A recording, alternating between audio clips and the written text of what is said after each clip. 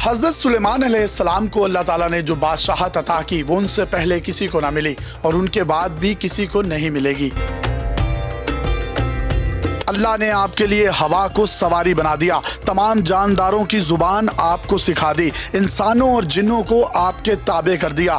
آپ نے عدل اور انصاف کے ساتھ حکمرانی کی۔ آپ حضرت داؤد علیہ السلام کے بیٹے تھے۔ حضرت داؤد علیہ السلام کے 19 بیٹوں کا ذکر ملتا ہے، لیکن بادشاہت صرف حضرت سلیمان علیہ السلام کو ملی۔ حضرت سلیمان علیہ السلام نے اللہ تعالیٰ سے بادشاہت کی وہ دعا مانگی جو آج تک کسی کو میسر نہ آئی۔ اللہ نے آپ کی دعا قبول فرمائی اور انہیں عظیم الشان حکومت عطا فرمائی۔ حضرت سلیمان علیہ السلام ہوا میں اڑا کرتے تھے۔ وہ ہوا کو حکم دیتے تو ہوا مہینوں کا سفر گھنٹوں میں طے کر دیتی۔ وہ کسی بھی چرند پرند یا جانور کو کہیں سے بھی آواز دیتے تو وہ آپ کا تابع ہو جاتا۔ آپ ان چرند پرندوں سے گفتگو کرتے، ان کی زبان سمجھتے اور ان کو سمجھاتے۔ سلیمان علیہ السلام کے بارے میں ہی کہا جاتا ہے کہ جنات بھی آپ کے تابع تھے اور آپ کے کہے بغیر وہ کہیں پر بھی پر نہیں مار سکتے تھے۔ سرکش جنات ہاتھ باندھے ادب سے احترام سے آپ کے سامنے کھڑے رہتے۔ شیاطین آپ علیہ السلام کے سامنے زنجیروں میں جکڑے رہتے۔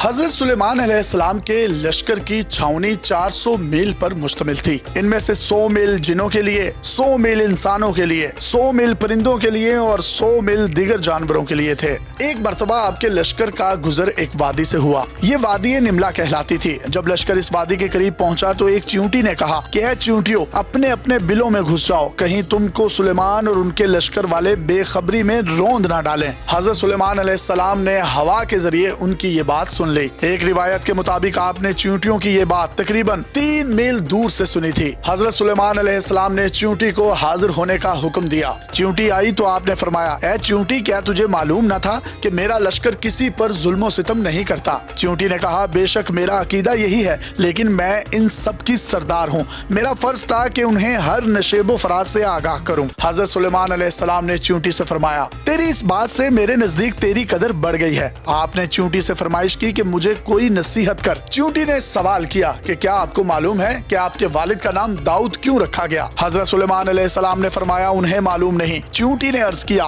آپ کے والد کا نام داؤد اس لیے تھا کہ انہوں نے زخمی دل کا علاج کیا۔ پھر چیونٹی نے سوال کیا کہ اے سلیمان، کیا آپ کو یہ بھی معلوم ہے کہ آپ کا نام سلیمان کیوں ہے؟ حضرت سلیمان علیہ السلام نے لا علمی کا اظہار کیا تو چیونٹی نے کہا، آپ کا نام سلیمان اس لیے رکھا گیا ہے کیونکہ آپ سلیم الصدر القلب ہیں، یعنی آپ کا سینہ پاکیزہ اور دل پاک ہے۔ اس کے بعد چیونٹی نے حضرت سلیمان علیہ السلام سے کہا، آپ کو اللہ تعالیٰ نے سب سے بڑی کون سی نعمت عطا فرمائی ہے؟ حضرت سلیمان علیہ السلام نے فرمایا کہ اللہ تعالیٰ نے ہوا کو میرے تابع کر دیا ہے۔ میں صبح کو مشرق میں ہوتا ہوں اور شام میں مغرب میں۔ چیونٹی نے کہا کہ یہ تو بڑا کمال نہیں، یہ تو یہ اشارہ ہے کہ آپ کی بادشاہی گویا ہوا پر سہارا کر رہی ہے۔ چیونٹی کی بات سن کر حضرت سلیمان علیہ السلام نے اللہ کے حضور سجدہ ریز ہو کر یہ دعا فرمائی، اے میرے رب، مجھے اس بات کی توفیق دے کہ میں تیری نعمتوں کا شکر ادا کروں جو تو نے مجھ پر فرمائی ہیں۔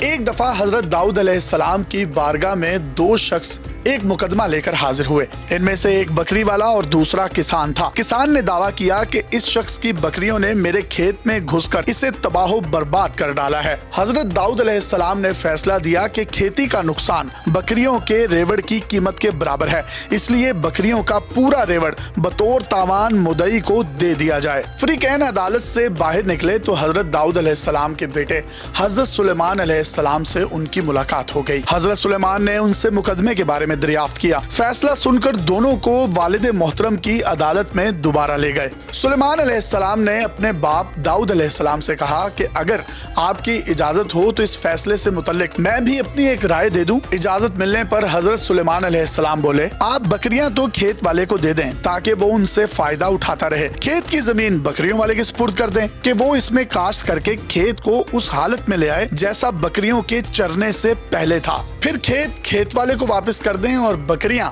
بکری والے کو۔ حضرت داؤد علیہ السلام کو یہ فیصلہ بہت پسند آیا۔ اسی فیصلے کے بارے میں سورہ انبیاء میں اللہ تعالیٰ ارشاد فرماتا ہے، اور داؤد اور سلمان کو یاد کیجئے جبکہ وہ کھیت کے معاملے میں فیصلہ کر رہے تھے کہ کچھ لوگوں کی بکریاں رات کو چر گئی تھیں اور ہم ان کے فیصلے میں موجود تھے اور ہم نے اس کا صحیح فیصلہ سلیمان کو سمجھا دیا۔ दो औरतें अपने बच्चों को लेकर जा रही थी कि अचानक एक भेड़िया आया और एक बच्चे को उठाकर ले गया। एक औरत ने दूसरी से कहा कि ये मेरा बच्चा है और भेड़िया तुम्हारे बच्चे को ले गया है। दूसरी ने कहा नहीं, तुम्हारे बच्चे को ले गया है। वो दोनों हजरत दाऊद अलैहिस्सलाम के पास अपना मुकदमा लेकर गईं। आपने मुकदमा सुनकर फैसला बड़ी औरत के हक में दे दिया। वो दोनों हजरत सुलेमान अलैहिस्सलाम के पास आईं और आपको मामले की खबर दी। आपने किस्सा सुनकर छुरी लाने का हुक्म दिया कि बच्चे के 2 टुकड़े कर दिए जाएं। जिस पर छोटी औरत ने कहा कि नहीं, बच्चे के टुकड़े ना किए जाएं, ये बच्चा बड़ी वाली का ही है, इसको दे दिया जाए। यूं आपने बच्चे का फैसला छोटी के हक में सुना दिया। अपने मेजबान यासिर शामी को पाकिस्तान के सबसे बड़े digital media network daily Pakistan से इजाजत दीजिए और देखते रहिए डेली पाकिस्तान। अल्लाह हाफिज।